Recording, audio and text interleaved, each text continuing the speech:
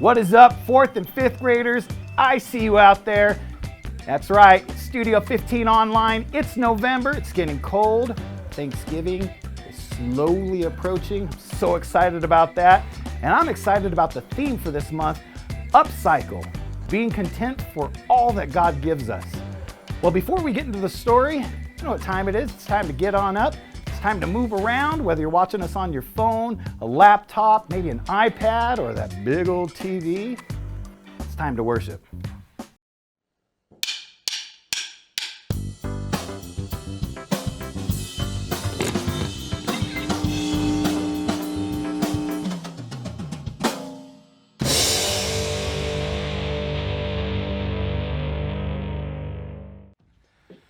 What does it feel like when you really, really want something? You think about it all the time. Maybe you save up every penny you can earn. Or you beg your parents, please, please, please, I'll never ask for anything ever again. Whether it's a toy or a game or a pair of shoes or even some kind of lesson. It feels like everything will be perfect if only you can have it. And sometimes finally, you get it! Yeah! At first, it's great. Everything you hoped for. But then that new toy or game or pair of shoes or an experience, it starts to get old. It's less exciting. Maybe even it breaks. Now you're bored. You want something else new. And it happens over and over and over again. But here's the amazing thing. God's given you a superpower to defeat the cycle. Instead of always focusing on something new, something you don't have, fix your eyes on what you do have.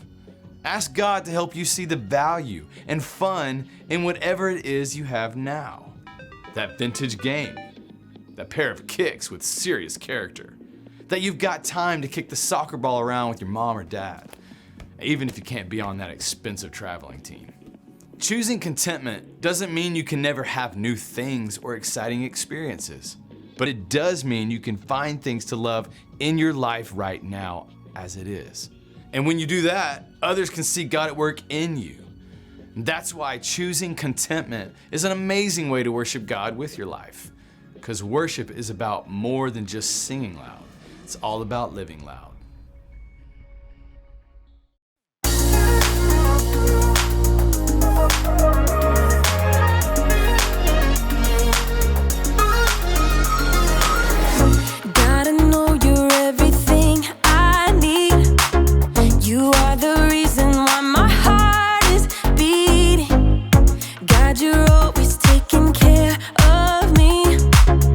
I wanna follow where you are leading.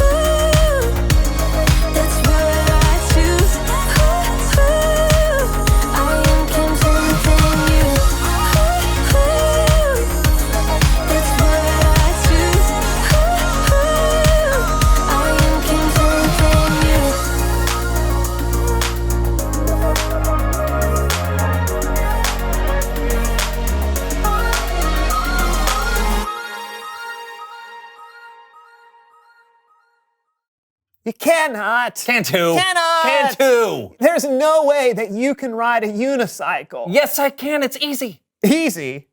Prove it. Oh, yeah? Yeah. Oh, yeah? Yeah. Yeah? Yeah. Well, I will. Unicycle John, here I come. Woo! Ha ha! I thought you said you could ride a unicycle. I can. But I still have the training wheel on.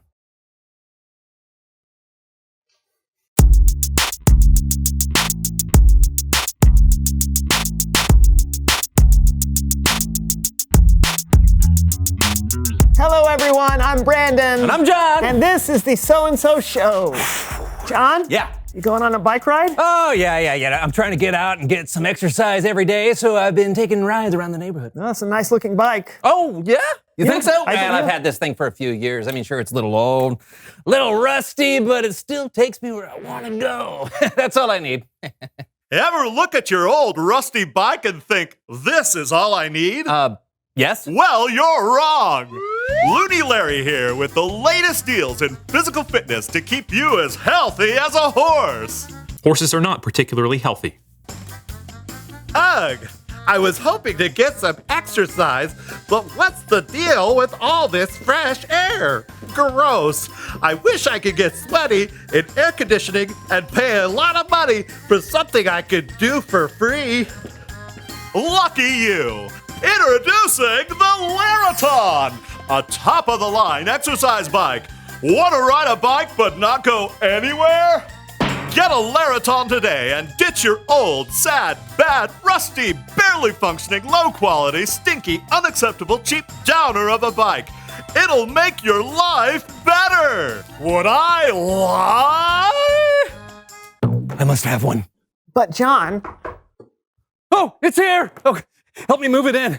Come on, I'm sure it's heavy. 12 and a half minutes later. well, Well, what? is it worth it? Are you happy now? Oh, yeah, I'm so happy. Good. This is way better than a bicycle that actually goes places. Now I've got everything I need. Are you absolutely sure your Laraton has everything you need? I was sure. Well, now you can upgrade your Laraton device with this attached digital display. Be instantly transported to other locales as you exercise. You can bike in the woods. Turn of the century London. A dystopian future. Your very own home. We've got all sorts of options. What? Look, I'm in outer space. Order a Laraton today. It is out of this world. Well, there's no way you'll... Thanks. John, I know. why do you need all of this stuff? You already have a real bike. Yeah, but my real bike can't take me through the Swiss Alps. Yeah, I guess not. Now I'm absolutely 100% certain that I have everything I need. Whoa! But do you really? Release my friend! Love owning the Laraton but hate all the exhausting exercise that comes with it? Introducing Larabucks! For a small fee, you can get credit for your workouts without even doing them. Just enter your credit card number at the Larabuck Marketplace and get fit without ever working out again. Would I lie? Nope. You need to purchase Larabucks. You don't need any of this, John! Need to be shredded. No! John! John! Wait, listen! Looney Larry. No, it's Bible story time with Kellen. Oh.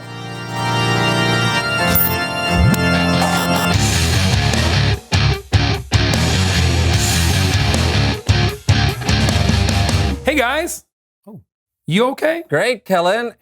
Quick question. Can I borrow your credit card? Ignore him, Kellen. What are we talking about today? Well, we're talking about this. The Apostle Paul wrote this in a letter to the church of Philippi. You can read it in the book of Philippians. Paul wrote, I have learned the secret of being content no matter what happens. You see, Paul knew what it was like to have more than he needed, and he also knew what it was like to not have enough. In fact, when he wrote these words, Paul wasn't a free man. He was being held under house arrest. So what is it, Kellen? What's the secret of being content? Well, I'll tell you. After we check in with our friends Becky and Bathilda. Whoa! Look at the haul of candy these two have. This, my friends, is what it looks like to have more than you need. And you'd think it should be easy to be content in a situation like this, right? But then, Bathilda... Who would do this? Who would do this? Gross! No, not the sour candy! Who would give out sour candy? Ah! I hate sour candy with all my might! Ah! Maybe Becky has it figured out. Peanut butter? Oh, no. I don't like peanut butter. Okay, yeah, these got to.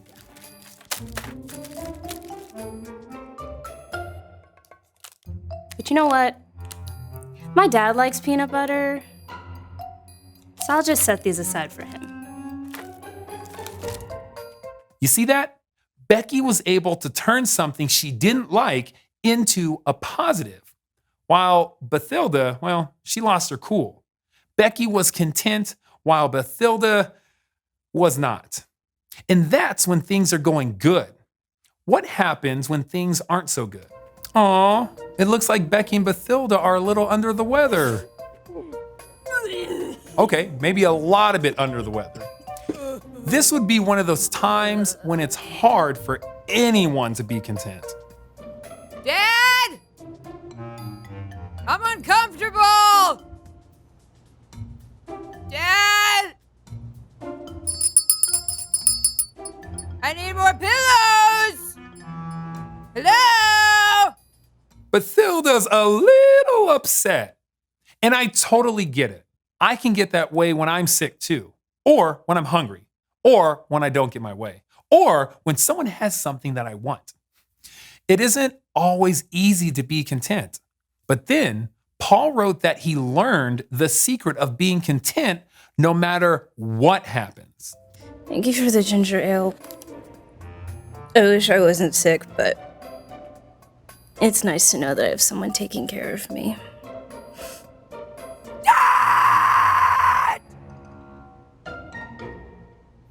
There are gonna be times when things aren't going perfectly. You're going to get sick. You're going to be hungry. You're going to be too hot or too cold or too something. And in those times, you'll need to know the secret of being content. Here it is. Paul wrote, I have learned the secret of being content no matter what happens. I am content whether I am well fed or hungry. I am content whether I have more than enough or not enough.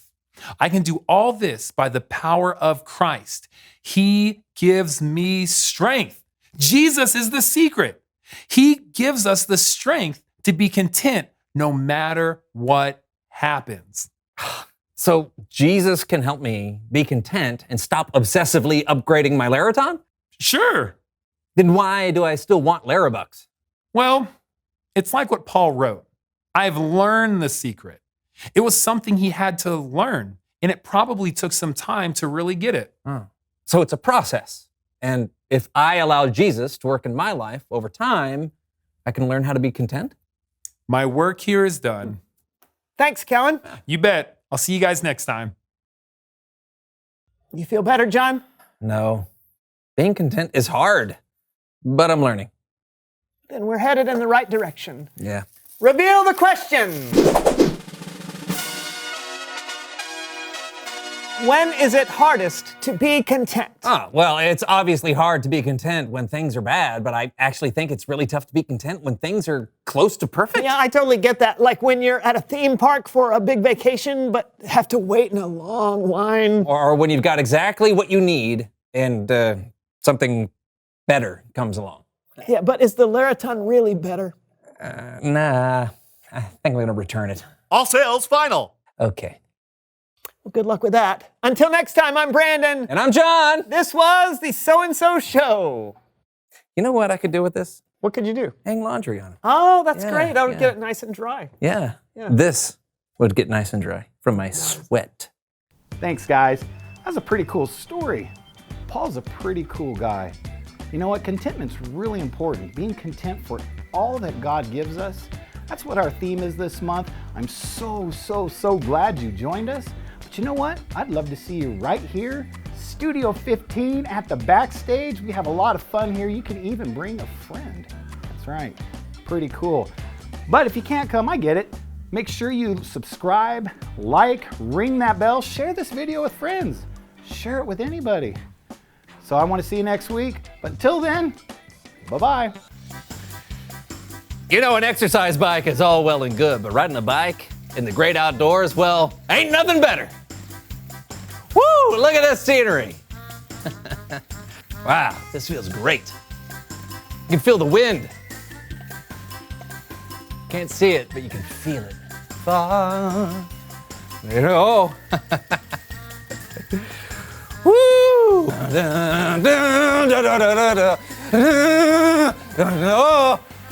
Oh!